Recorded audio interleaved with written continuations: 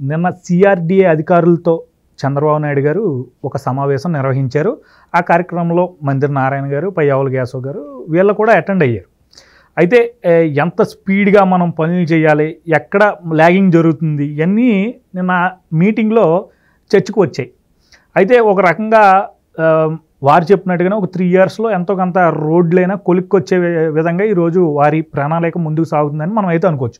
ఏదేమైనప్పటికీ మరి ఇప్పటిదాకా చేసిన నష్టం అంటే మనం చూసాం, పైపులతో వెళ్ళిపోవడం, ఆల్రెడీ అక్కడ ప్లేస్ చేసినటువంటి రోడ్లని తీసేయడం, ఇలా కొంతమంది మొన్నటిదాకా 5 సంవత్సరాల్లో అమరావతిలో చేయాల్సిన డ్యామేజ్ ఒక రకంగా పాలకులు, అప్పుడు నాటి పాలకులు విపరీతంగా చేశారు. సో ఈ యొక్క ఏంటి రాంగ్ థింగ్స్కి పాల్పడిన వాళ్ళని కానీ ఏమైనా ఉండే ఈరోజు ప్రభుత్వ వ్యతిరేకంగా కొంతమంది ఇప్పుడు సిఆర్డీ అధికారులు సహకరించి, మరి సహకారం లేకపోతే అక్కడ పైపులు ఐరన్ ఎలా వెళ్తాయి బయటికి, వీళ్ళ సహకారం ఉందని కదా. సో వీరికి ఎలాంటి శిక్షలు ఇస్తే బాగుంటుంది అంటారు? భవిష్యత్తులో ఇలా ప్రభుత్వ సంపదను కానీ ప్రభుత్వానికి సంబంధించినటువంటి ఏ వస్తువులైనా ఇలాగ దొంగలించడమో లేకపోతే వేరే పర్పస్లకి వాడేయడం లాంటివి చేయకుండా ఉండాలంటే ఏం చేస్తే బాగుంటుంది అంటారు? మీ అభిప్రాయం ఏంటి అసలు? మనం రోడ్డు మీద వెళ్తుంటాం, ఎవరింట్లోనో చేతబడులు చేసో, వాళ్ళ ఇంట్లో వాళ్ళకి దిష్టి తీసో, వాళ్ళు నిమ్మకాయలు ఎండుమిరపకాయలు ఇవన్నీ తీసుకొచ్చి రోడ్డు మీద వేస్తారు నడి బజార్లో. అంటే వాళ్ళ దిష్టి పోవాలి, ఎవడో తొక్కి అడిగి తగిలించుకోవాలి ఆ దిష్టి. అంటే ఆ దిష్టి అనేది ఉందో లేదో మనకు తెలీదు, కానీ ఉంది అనేది ఒక సెంటిమెంటు ఉందని అనుకుందాం మనం. ఆంధ్రప్రదేశ్ 5 కోట్ల మంది ప్రజలు ఉద్దేశపూర్వకంగా తెలిసి అట్లాంటి చేతబడి చేసిన నిమ్మకాయలు ఎండుమిరపకాయలు తొక్కి ఒక భూతాన్ని తెచ్చి ఇంట్లో పెట్టుకున్నారు. 2019 ఏప్రిల్ 11వ తారీఖు రోజు బార్లు గట్టి పోలింగ్ బూతుల దగ్గర నిలబడి ఓట్లేసి జగన్మోహన్ రెడ్డి అనే ఒక వైపరీత్యాన్ని తెచ్చి ఇళ్లలో పెట్టుకున్నారు. మరి ఒక వైపరీత్యాన్ని ఏరుకోరి తెచ్చి ఇళ్లలో పెట్టుకున్నాక దానిపైన చేస్తుంది కదా. జగన్మోహన్ రెడ్డి గారు ముఖ్యమంత్రిగా బాధ్యతలు చేపట్టిన తర్వాత అమరావతిలోనే కోట్ల రూపాయల ప్రజాధనంతో నిర్మాణం చేసిన ప్రజావేదికను కూల్చేశాడు. ప్రభుత్వ ధనాన్ని నష్టపరిచాడు, ప్రభుత్వ ఆస్తిని ధ్వంసం చేయించాడు. ఆయన ఇచ్చిన ఆదేశం లిస్ట్ అవుట్ చేసి పెట్టుకుంటా వస్తే జగన్మోహన్ రెడ్డి గారి వల్ల ఈ రాష్ట్రానికి జరిగిన నష్టాల్లో మొట్టమొదటిగా జరిగిన నష్టం ప్రజావేదిక కూల్చివేత. ఆనాటి నుంచి మొదలుపెట్టి ఇవాళ అమరావతిలో 7,000 కోట్ల రూపాయలు చంద్రబాబు నాయుడు గారు ముఖ్యమంత్రిగా ఉన్న రోజుల్లో ఖర్చు పెట్టి అక్కడ కొన్ని నిర్మాణాలు చేశారు, కొన్ని రోడ్లు వేశారు, అక్కడ రైతులకి వార్షిక కౌలు చెల్లించారు. అంటే వివిధ స్థాయిల్లో పనులు కొనసాగుతూ ఉన్న స్థితిలో ఈయన పాలకుడిగా అధికారంలోకి వచ్చారు. 1,000 కోట్ల రూపాయల ప్రజాధనం కదా అక్కడ ఖర్చు పెట్టింది. కొన్ని భవనాలు 60% పూర్తయినాయి, కొన్ని భవనాలు 80% పూర్తయినాయి, కొన్ని బేస్మెంట్ స్టేజ్లో ఉన్నాయి. ప్రజాధనం ఖర్చు పెట్టి 1,000 కోట్ల రూపాయల ఖర్చుతోటి నిర్మాణం చేసిన వాటిని నువ్వు ఎట్లా వదిలేస్తావు గాలికి? అది ప్రజాధనం దుర్వినియోగమే కదా. ఒక రకంగా ఐఏఎస్ ఐపీఎస్ అధికారుల కోసం కొన్ని నిర్మాణాలు చేశారు, ఎన్జిఓల కోసం కొన్ని నిర్మాణాలు చేశారు, ఎమ్మెల్సీల కోసం కొన్ని నిర్మాణాలు చేశారు.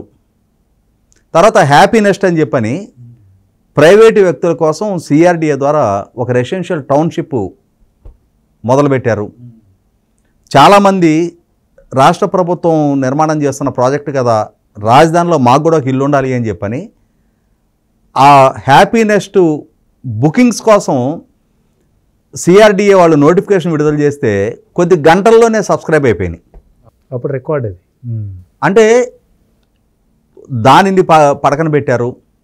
ఇక్కడ ఆ సిఆర్డిఏ ద్వారా నిర్మాణం చేసిన భవనాలే పూర్తి చేస్తున్నారనుకో, ఇవాళ ఎమ్మెల్యేలు ఎమ్మెల్సీలు శాసనసభ సమావేశాలకు వచ్చిన సందర్భంగా వాళ్ళకి అకామిడేషన్ హోటల్స్లో ప్రొవైడ్ చేస్తున్నారు. అంటే రాష్ట్ర ప్రభుత్వం ఎదురు డబ్బులు కడుతుంది. ఈ నిర్మాణాలు పూర్తి అయిపోయి వాళ్ళకి ఇక్కడ క్వార్టర్స్ అలాట్ చేస్తున్నట్టయితే రాష్ట్ర ప్రభుత్వానికి ఖర్చు తప్పేది కదా.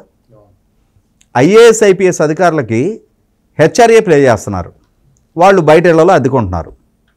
ఇప్పుడు అదే ఈ నిర్మాణాలు పూర్తి చేస్తున్నట్టయితే ఈ హెచ్ఆర్ఏ తప్పేది కదా, రాష్ట్ర ప్రభుత్వానికి సేవ్ అయ్యేది కదా. సెక్రటేరియట్ ఉద్యోగులు ఎన్జిఓలకి ఇవాళ హెచ్ఆర్ఏ పే చేస్తున్నారు. అంటే ఇక్కడ ఏంటి, వేల కోట్లు ఖర్చు పెట్టాము, నిర్మాణాలు ఒక స్టేజ్ దాకా తీసుకెళ్ళి వదిలేశారు గాలికి. వాటిలో గబిలాలు తిరుగుతూ ఉన్నాయి. వాటిల్లో కాపురం ఉండాల్సిన అధికారులనేమో ప్రభుత్వం మళ్ళా హెచ్ఆర్ఏ పే చేసి వాళ్ళు అద్దెళ్లలో ఉండడానికి అవకాశం కల్పిస్తుంది. అంటే ఇక్కడ ఏంటి, గోడ దెబ్బ చెంప దెబ్బ. ఒక పక్క అటు ప్రజాధనం దుర్వినియోగం చేశారు, ఇటు మళ్ళీ రాష్ట్ర ప్రభుత్వం నుంచి నెల నెల వీళ్ళకి ఖర్చులు పే చేస్తూ ఉన్నారు. అంటే ఇక్కడ ప్రభుత్వ ఆదాయ వనరులకి గడ్డి కొట్టాడు కదా జగన్మోహన్ రెడ్డి గారు. స్టేట్ గవర్నమెంట్ కన్సాలిడేటెడ్ ఫండ్లోంచి చేసిన ఖర్చు అది. దాన్ని డెడ్ ఇన్వెస్ట్మెంట్గా నువ్వు ఎట్లా మారుస్తావు? జగన్మోహన్ రెడ్డి అనే ఒక వ్యక్తి తీసుకున్న నిర్ణయం, ఆ వ్యక్తి రాష్ట్ర ముఖ్యమంత్రి స్థానంలో ఉన్నాడు.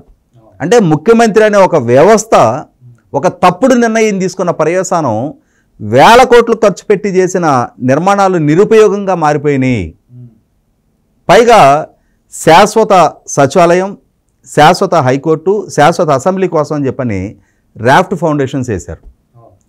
ఆ రాఫ్ట్ ఫౌండేషన్లు వేసిన వాటిని 5 సంవత్సరాలుగా నీళ్లలో నానిపోతుంటే ఎట్లా చూస్తూ ఊరుకుంటావు? ప్రభుత్వ ధనం కదా ఖర్చు పెట్టింది అక్కడ. అంటే జగన్మోహన్ రెడ్డి అని ఒక విధ్వంసకారుడు వివక్షపూరితంగా రాష్ట్ర రాజధాని మీద కక్ష సాధింపు దూరంతో తీసుకున్న నిర్ణయ పర్యవసానం వేల కోట్ల రూపాయలు దుర్వినియోగం జరిగింది. పైగా అక్కడ దోపిడీదారులను ప్రోత్సహించారు. ఈ నిర్మాణ సంస్థలకు సంబంధించిన కన్స్ట్రక్షన్ మెటీరియల్, సిమెంటు, స్టీలు, ఇసుకని అక్కడ దౌర్జన్యంగా వైసీపీ నాయకులు తరలించుకెళ్తుంటే కట్టడి చేయాల్సిన, నిన్ను నమ్మి, నీ పాలనని నమ్మి, నీ ప్రభుత్వాన్ని నమ్మి కాంట్రాక్టర్ వచ్చి ఇక్కడ పనిచేస్తున్నాడు తను పెట్టుబడి పెట్టి. నువ్వు అక్కడ వాళ్ళ మెటీరియల్కి ప్రొటెక్షన్ ఇవ్వకపోతే అది రాష్ట్ర బ్రాండింగ్కి దెబ్బ పడట్లేదా? పలానా ప్రాంతానికి వెళ్తే మనకి ఇప్పుడు చెప్తారు, 6 దాటిన తర్వాత పలానా రోడ్డున ట్రావెల్ చేయొద్దు, దొంగలు ఉంటారని చెప్తారు. ఇవాళ పలానా ప్రాంతానికి వెళ్తే అక్కడ పనులు చేస్తుంటే అక్కడ కన్స్ట్రక్షన్ మెటీరియల్ ఎత్తుకుపోతారా బాబు అని అంటే ఏ కాంట్రాక్టర్ అయినా ముందుకు వస్తాడు? ఇక ఇవాళ బ్రాండింగ్ని దెబ్బతీశారు. చంద్రబాబు నాయుడు గారు ఆయన మాస్టర్ ప్లాను, ఆయన డెవలప్మెంట్ యాక్టివిటీ, ఆయన సంస్థలను గ్రౌండింగ్ చేయించడం, తద్వారా ఉపాధి కల్పన, సంపద సృష్టి, ఇవన్నీ సైమల్టేనియస్గా జరుగుతాయి. ఎటువంటి మొహమాటాలకి సస్పెషన్లకు ఆస్కారం లేదు. చంద్రబాబు నాయుడు గారికి ఆ విధమైన నైపుణ్యము, ఆ విధమైన అనుభవము, పరిజ్ఞానము, పరిణతి ఉందనే ఆయనకి ప్రజలు మరొకసారి అంతటి భారీ విజయంతో పట్టం కట్టారు. 175 స్థానాలు ఉన్న సభలో 164 స్థానాలతో అధికారం కట్టబెట్టారు అని అంటే ఆయన మీద ఉన్న నమ్మకమే. అదే సందర్భంలో ప్రభుత్వ పరంగా ఇటువంటి విధ్వంసాలకు పాల్పడిన, ఒక రకంగా వేల కోట్ల ప్రజాధనాన్ని దుర్వినియోగం చేసిన జగన్మోహన్ రెడ్డి లాంటి పాలకుల్ని, అతనికి సహకరించిన అధికారుల్ని, ఇక్కడ ఆ కన్సర్న్ మినిస్టర్స్తో సహా ప్రిన్సిపల్ సెక్రటరీసు, దిగువ స్థాయి సిబ్బంది దాకా, ఇవాళ దిగువ స్థాయి సిబ్బందిని కూడా మనం బ్లేమ్ చేయలేం. నిర్ణయాధికారం పాలకుల చేతిలో ఉంది.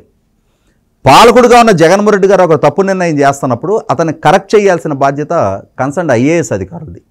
సార్, బిజినెస్ రూల్ ప్రకారం ఈ విధంగా చేయకూడదు. ఇక్కడ రాజధాని నిర్మాణం కోసం ప్రభుత్వం రైతులతో ఒప్పందం చేసుకుంది.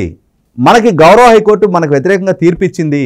రాజధాని ఇక్కడే కొనసాగించి తీరాల్సిన అవసరం ఉంది. ఈ రకంగా వేల కోట్లు తోటి నిర్మాణం చేసిన ఈ భవనాల్ని నిరుపయోగంగా అట్లా గాలికి వదిలేసి ఉంచకూడదు. ఆ భవనాలు ధ్వంసం అయితే ప్రజాధనం దుర్వినియోగమైనట్టు, రేపటి రోజున మీరు అకౌంటబుల్ అవుతారు అని చెప్పని నచ్చజెప్పాలి. ఆ సాహసం ఏ అధికారి చేయలే. అతను ఒంటెద్దు పోకడతోటి అచ్చోసిన, వదిలే ఆ పదం, ఒక ముఖ్యమంత్రి స్థాయిలో పనిచేసిన ఆయన్ని ఆ మాట అనడానికి మనమే సిగ్గుపడుతున్నాం. ఆ విధమైన బరితెగింపుతో నిర్ణయాలు చేస్తుంటే కట్టడి చేయాల్సిన, సలహాలు ఇవ్వాల్సిన, ఆయన్ని కరెక్ట్ చేయాల్సిన అధికార వ్యవస్థ మిన్నకొన్న పర్యవసానం ఇన్ని వేల కోట్లు. ఇవాళ ముఖ్యమంత్రిగా చంద్రబాబు నాయుడు గారు ప్రకృతి వనరైన ఇసుకని ఉచితంగా ఇవ్వాలి అని చెప్పని ఒక పాలసీ డెసిషన్ తీసుకుంటే దానివల్ల ప్రభుత్వానికి రావాల్సిన ఆదాయం గండిపడింది అని చెప్పని జగన్మోహన్ రెడ్డి చంద్రబాబు నాయుడు గారి మీద కేసు పెట్టాడు. ఇవాళ వేల కోట్లతోటి నిర్మాణం చేసిన ఈ భవనాలని, ఈ రోడ్లని నిరుపయోగంగా మార్చి, అన్నిటికన్నా ముఖ్యంగా ఇక్కడ ఇంకొక తప్పేంటి, సిఆర్డిఏ రైతులతోటి ఒప్పందం చేసుకొని భూములు తీసుకుంది. ఆ ఒప్పందంలో భాగంగా వాళ్ళకి ప్రతి సంవత్సరం మే 1వ తారీఖు వార్షిక కౌలు చెల్లించాలి. వాళ్ళకి సంబంధించిన భూములు మీకు స్వాధీనమై ఉన్నాయి, మీ ఆధ్వర్యంలో ఉన్నాయి. మీరు వాళ్ళ మెయింటెనెన్స్ కోసం ఇవ్వాల్సిన కౌలు చెల్లించకపోతే 2023 సంవత్సరం మే 1వ తారీఖు చెల్లించాల్సిన కౌలు 2024 మే 1 చెల్లించాల్సిన కౌలు మే 13 ఎన్నికలు జరిగినాయి. నీకు మే 1 ఉద్యోగులకు జీతాలు ఇచ్చావుగా, కాబట్టి అది ఆన్గోయింగ్ ప్రాసెస్. అది దానికి ఎలక్షన్ కమిషన్ అనుమతి కూడా అవసరం లేదంటే ఎలక్షన్ కమిషన్కి తెలియజేసి రైతులకి చెల్లించవచ్చు. చెల్లించకుండా రైతులని వాళ్ళ కడుపు మీద కొట్టే ప్రయత్నం చేశాడు జగన్మోహన్ రెడ్డి. కాబట్టి జగన్మోహన్ రెడ్డి గారైనా ఆ కన్సర్న్ మున్సిపల్ అడ్మినిస్ట్రేషన్ మినిస్టర్ అయినా లేదు ఇవాళ ఆ కన్సర్న్ అధికారులైనా సరే ఏ ఒక్కరిని ఉపేక్షించడానికి వీల్లేదు. ఇవాళ రాష్ట్ర రాజధాని నిర్మాణాన్ని అగమగోచరంగా మార్చారు. ఇవాళ ఆ రాఫ్ట్ ఫౌండేషను ఇన్ని సంవత్సరాలుగా నీళ్లలో ఉండిపోయింది. కొన్ని కోట్ల రూపాయల ఖర్చుతోటి ఆ రాఫ్ట్ ఫౌండేషను వేశారు. ఇవాళ రేపటి రోజున ఇప్పుడు మెడ్రాస్ ఐఐటి నిపుణులు వచ్చి దాని స్ట్రెంగ్త్ పరీక్ష చేయబోతూ ఉన్నారు. అంటే భవిష్యత్తులో దాని మీద నిర్మాణాలు చేయడానికి అనువుగా ఉందా లేదా అని. అనువుగా లేదు, ఇది పనికిరాదు అన్నారనుకో, ఇప్పుడు అన్ని కోట్ల రూపాయల ప్రజాధనం ఏం చేయాలి దాన్ని? ఇవాళ ఒక పోలవరం డ్యామ్ కట్టినట్టు ఉంటుంది. అది రాఫ్ట్ ఫౌండేషన్ అంటే ఒక కాంక్రీట్ బ్లాక్, అది ఎకరాల మందం ఉన్న బ్లాక్. అది దాన్ని ఏం చేయాలి రేపు? అంటే ఇక శాశ్వతంగా భూమిలో కప్పిపెట్టి ఉంచడమే కదా దాన్ని. జగన్మోహన్ రెడ్డి అనే ఒక అవగాహన రాహిత్యంతో అవివేకంగా తీసుకున్న నిర్ణయం, మూర్ఖత్వంతో చేసిన నిర్ణయ పర్యవసానం ఒకవేళ పనికి వస్తుంది, దాని మీద మీరు తిరిగి నిర్మాణాలు పునఃప్రారంభించుకోవచ్చు అని చెప్పని చెబితే వేరు. నిరుపయోగం, అది డెడ్ ఇన్వెస్ట్మెంట్ అని అంటే ఎవరు బాధ్యులు దానికి? గతంలో ఎల్వి సుబ్రహ్మణ్యం గారు చాలా స్పష్టంగా చెప్పారండి, ఈ మీరు చేస్తున్న తప్పు అని అన్నందుకు ఏంటి నువ్వు ఆలవైపు మాట్లాడుతున్నావు అన్నాడంట జగన్మోహన్ రెడ్డి గారు. చీఫ్ సెక్రటరీ నుంచి తీసుకెళ్లి బాపట్లలో ఉన్న ప్రభుత్వోద్యోగులకు సంబంధించిన మానవ వనరుల అభివృద్ధి సంస్థలో పడేసారు తీసుకెళ్ళి ఆయన్ని. ఆయన అంటే ఆయన కింద ఉన్న సబార్డినేట్ ఆఫీసర్ ప్రవీణ్ ప్రకాష్ ఆయన చీఫ్ సెక్రటరీ నుంచి అక్కడికి బదిలీ ఉత్తర్వులు ఇచ్చాడు. చీఫ్ సెక్రటరీ బదిలీని చీఫ్ సెక్రటరీ కింద స్థాయి అధికారి ఇచ్చాడు. అంటే అన్ని బిజినెస్లు అతిక్రమణే. కాబట్టి ఇక్కడ ప్రతి ఒక్కరూ బాధ్యులే. దీంట్లో 100% జగన్మోహన్ రెడ్డి గారి మీదైనా, ఈ కన్సర్న్ అధికారుల మీదైనా, కన్సర్న్ మినిస్టర్స్ మీదైనా సరే వరుసబెట్టి కేసులు నమోదు చేయాలి. చట్టం ముందు వాళ్ళని దోషులుగా ఎక్స్పోజ్ చేయాలి. వాళ్ళు చేసిన తప్పులు, వాళ్ళ వల్ల రాష్ట్ర భవిష్యత్తుకి జరిగిన నష్టం, రాష్ట్ర ఖజానాకి జరిగిన నష్టం ఖచ్చితంగా ఇవాళ లోతైన విచారణకు ఆస్కారం ఉంది. చట్టపరమైన చర్యలకు వాళ్ళే ఆస్కారం కల్పించారు. వాళ్ళ మీద కేసులు నమోదు చేయాలి, జైలుకు కూడా పంపించాలి.